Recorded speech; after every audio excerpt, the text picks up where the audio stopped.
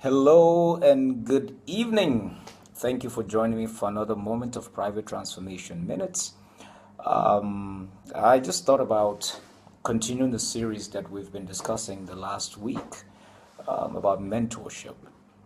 Now, we talked about the various types of relationships. We talked about peers, mentors, and proteges.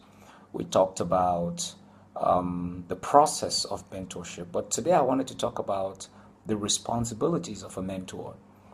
Now, being a mentor or having a mentor is not just having a person in your life who you look up to. It's much more than that. There are certain things that we expect to receive out of that relationship, and those are the things I want to talk about right now.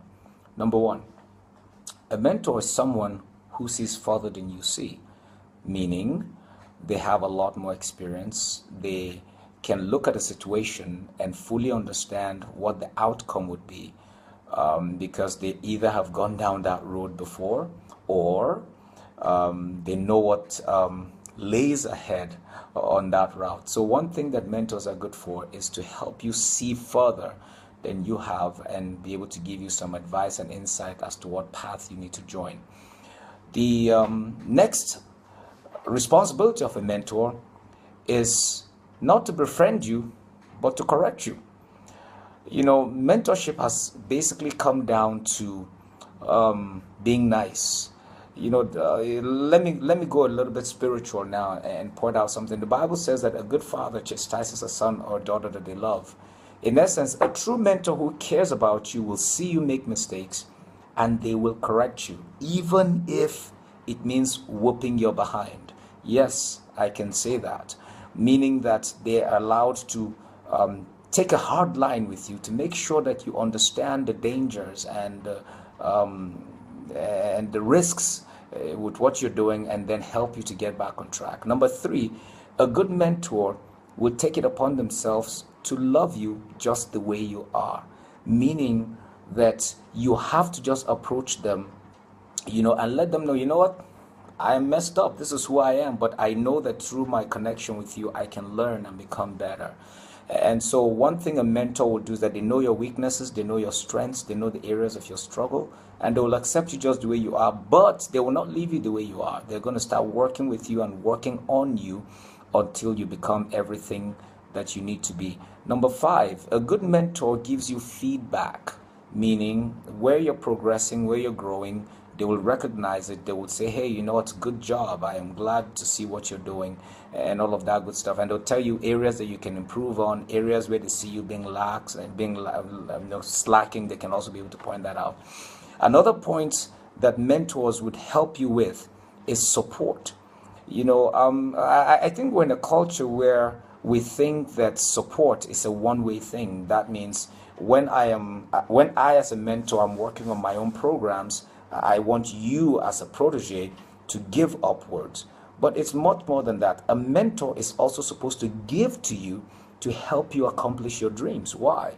Because what may mean, the success or failure of your dream may mean absolutely nothing to a mentor. You don't necessarily have to reinvent the wheel or go through the same pain and crisis that they went through to become who they are.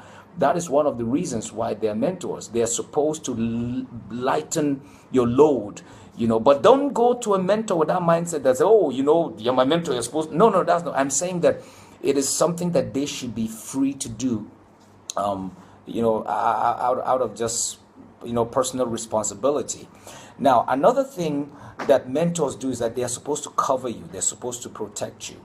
A mentor is supposed to protect in the sense that whatever it is that you go through, times of difficulty, times of struggles, it doesn't matter how messed up your situation might be. One of the benefits or one of the responsibilities of a mentor is to cover you, and that means they will protect you. They're like fathers. They're like the mother hen covering her chicks. You are one of theirs. All right, and you must remember the context that I'm talking about is someone who is having that direct one-on-one relationship with an individual as a mentor. So it is always important for you to be aware of some of these things and set proper expectations. Mentorship is a relationship. A relationship is a two-way stream. That means you give, you take, but you primarily, your focus is to receive, and that's what you're there. to do. So thank you so much. There's so many other points to talk about, but you know how things work with this private transformation minutes. I try to keep them, short. But let's discuss. Let's discuss. Please write out, on this page. Let us know what you think. What have been some of your experiences with mentors? What other things I might have missed out on? So let's discuss this and let's see what's going on. Tomorrow I'll talk about a little bit about the expectations of a protege, and that way, we can be able to get kind of like a rounded picture as to what it is that we're discussing. So if you're among those who haven't liked our private transformation page yet, get on board. Privatetransformation.com. It will take you to our Facebook page at this time. Like our page, stay connected with what we're doing. There's big news on private transformation. You don't want to miss it. You don't want to miss this boat. Somebody said the dinosaurs regretted the fact that by the time they showed up, that Noah's Ark has left. So here's your chance. Get on the ark. Get on the ark of private transformation. So thank you once again for joining me for another moment of private transformation.